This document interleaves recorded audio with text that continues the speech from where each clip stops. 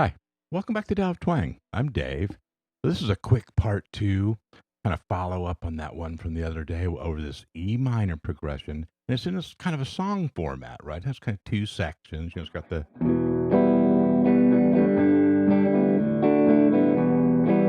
right. Folks mentioned kind of a Tom Petty type feel. Of course, it's just kind of that easy going, feel. And it's just, a lot of folks said I could just really veg out on this all day. It just feels good, right? And that's what we want when we're practicing some of these skills. We don't want to be worrying about, what's going on with the chord progression or something, right? It's good to work on that. It depends on your stages of what you're working on and your playing and your development. So I don't mean to kind of cast that aside. Um, but when we're, if you clicked on this video because it said, program for soloing, um, then, you don't want to be taxed by understanding the chords and so forth, right?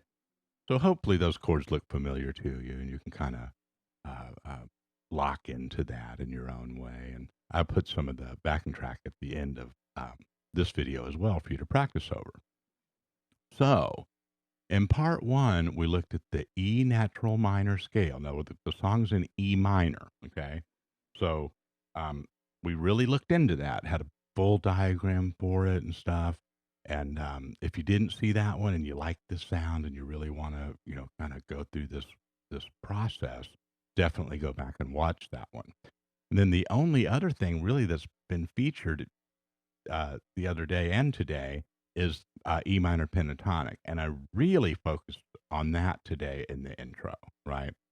And hopefully, most of you are somewhat familiar with minor pentatonic and the different shapes. And I suppose some of this relies to a degree on your understanding and use of those shapes. Um,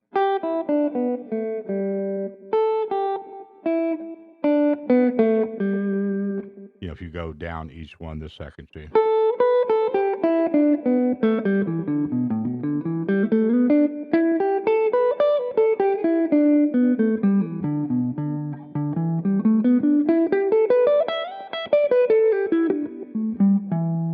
Okay, I actually made it through there without too many blunders. Right? I'm always like, right after I say something like that, I'm like, then I start doing it. I'm like, okay, can I put my money where my mouth is? So, you don't practice this stuff maybe all the time, depending again on where you are in your journey. Um, but you want to warm up with stuff like that. And if you have muscle memory of those things, they'll quickly come back.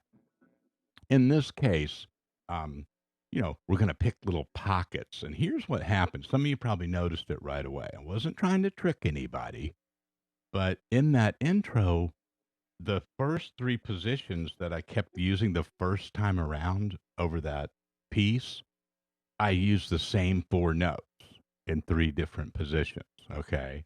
And it was these notes,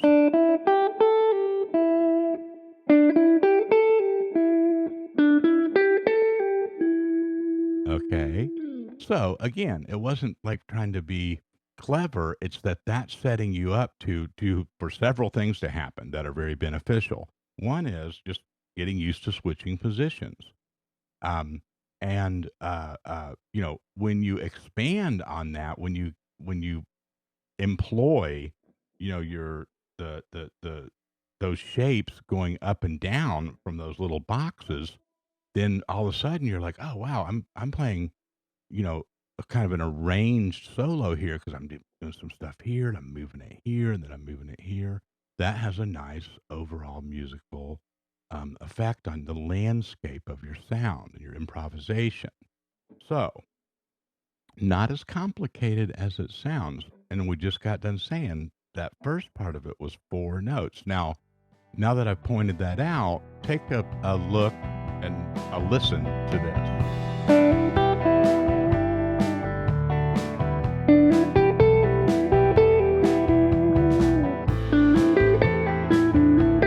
Notice I just started anywhere in the progression, right?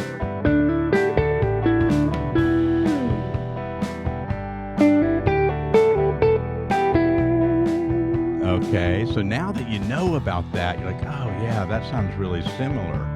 But now when I put the bends and slides and reach up to the next highest note and so forth, they're all going to come out different in a natural way.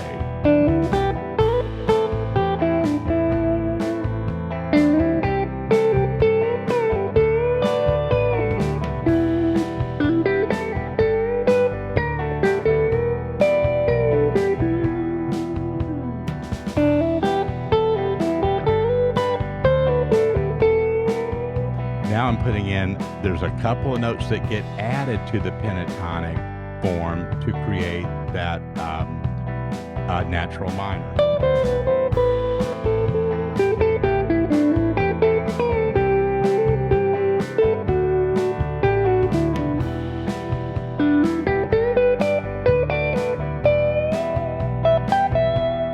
So when you recognize, start with the 3 boxes, the 3 typical boxes, but then when you recognize the shape you're in, right, then explore that.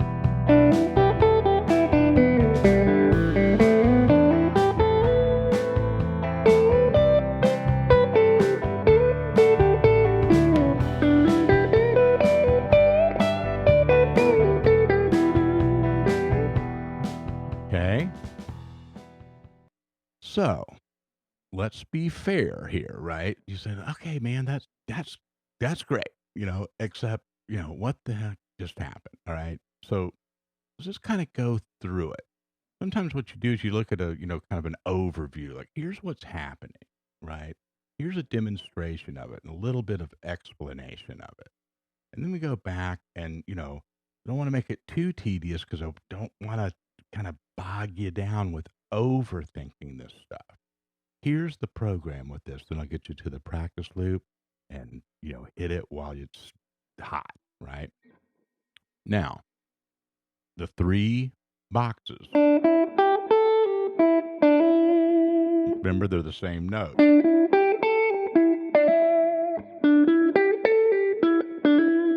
I'm doing a little embellishment there, right? A little hammer. So, anything that I do, I just kinda, you know, I don't say naturally because I've trained myself to do this, but like I've paid attention to the musicality of things over the years so that when I play notes, I don't ever just look at them as like the dots on the paper. I always make some sort of musical statement with them, even if it's just, some kind of phrasing, nature of it, right? Feature of it, or repetition.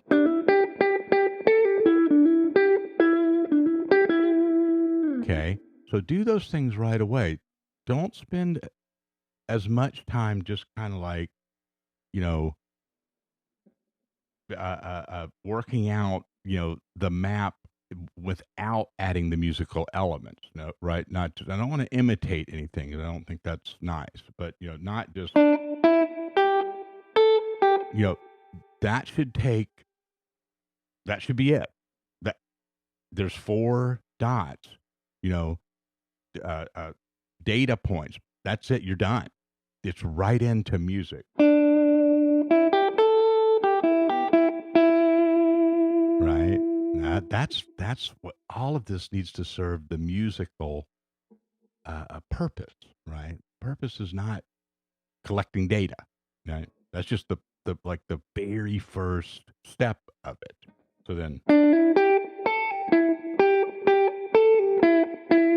you can get some nice melodies going like that, and some licks. You're jamming, and then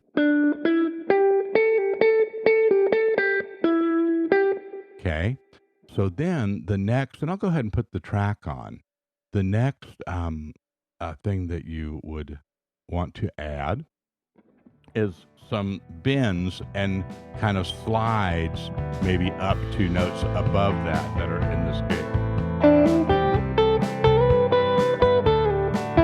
Now, some of those are in the minor scale, not just the minor pentatonic, right? So.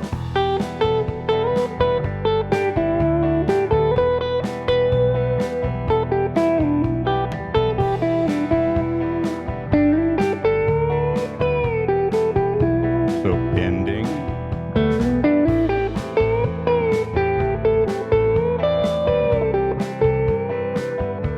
Now I'll play some of that natural.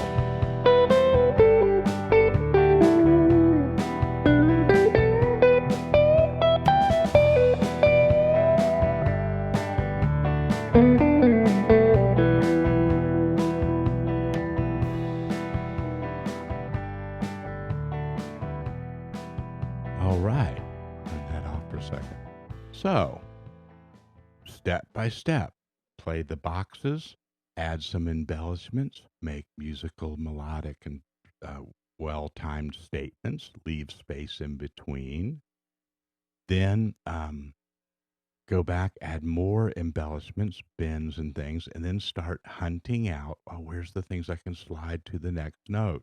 And, when you move up or down, you're going to encounter the next.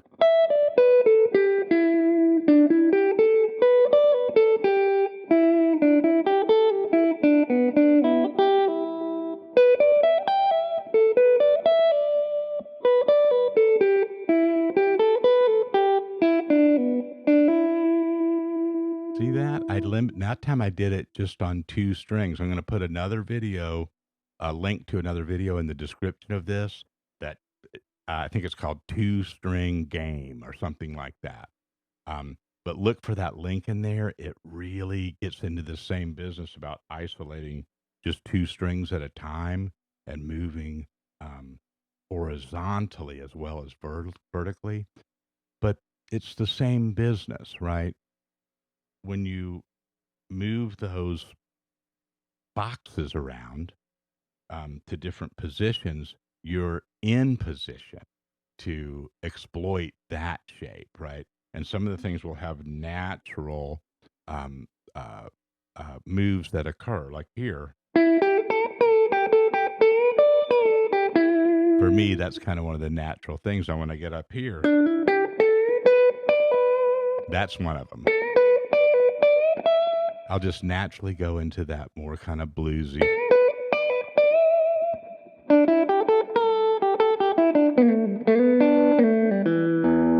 When I'm down here, I tend to do a lot of that kind of, um, more delta sounding. Just kind of what I learned early on, and I can just fit that into different styles and things.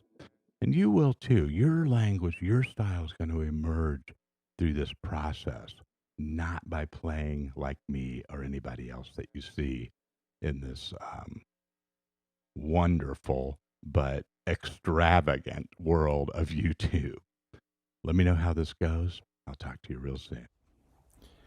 All right. So get you to the practice loop here in just a second. But I got called out the other day for using clickbait here and then not featuring the burglar, we call her, in the actual video. So here she is. Her real name is Sunny, but for you can kind of fill in the blank. We call her the burglar, right?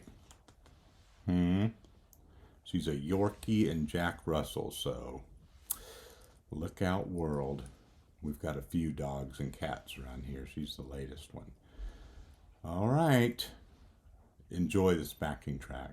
Talk to you soon.